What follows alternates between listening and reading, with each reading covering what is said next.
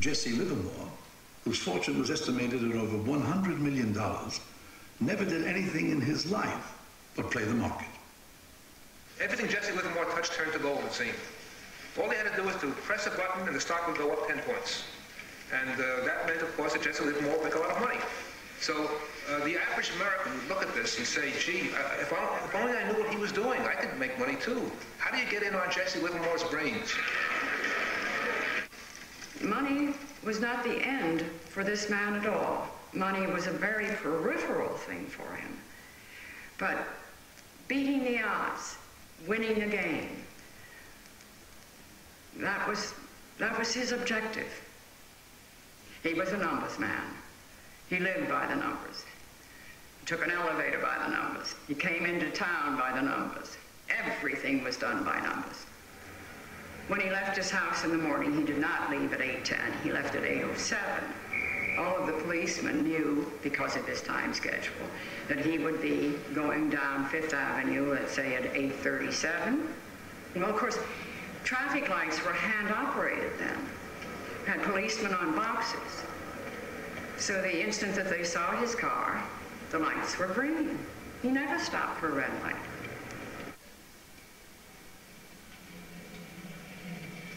Few Americans live like Jesse Livermore.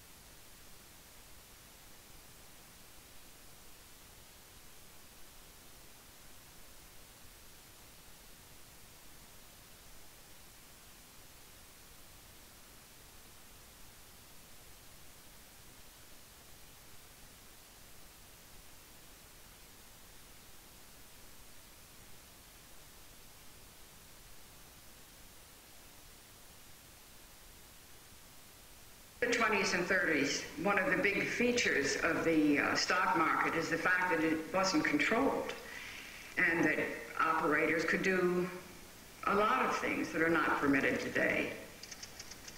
One of the most common tactics was to manipulate the price of a particular stock. I would say that practically all the financial journals were on the take. This includes reports for the Wall Street Journal, the New York Times, the Herald Tribune, you name it. So if you were a pool operator, you'd call your friend at the Times and say, look, Charlie, there's an envelope waiting for you here, and we think that perhaps you should write something nice about RCA. And Charlie would write something nice about RCA. And what's happening is the stock goes from 10 to 15 to 20, and now it's at 20 and you start buying. Other people start buying, 30, 40. The original group, the pool, they stop buying. They're selling with the stock. Now 50, and they're out of it. And what happens, of course, is the stock collapses. The SEC was becoming a powerful factor and the rules were changed.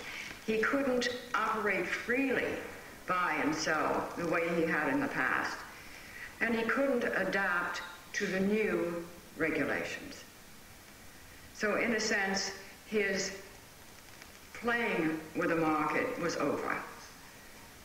And I think a great deal of his interest in life was over at that point. The game was gone. In 1940, the day before Thanksgiving, a photographer snapped this photograph of an old and very tired Jesse Livermore. Several hours later, Livermore would go into a men's washroom and put a bullet through his head. At the end of 1929, as they celebrated New Year's Eve, all that lay in the future. Nobody knew that the Great Depression was coming. Unemployment, breadlines, bank failures. This was unimaginable. Then good luck. They toasted the coming of the 30s. But somewhere, deep down, they knew the party was over.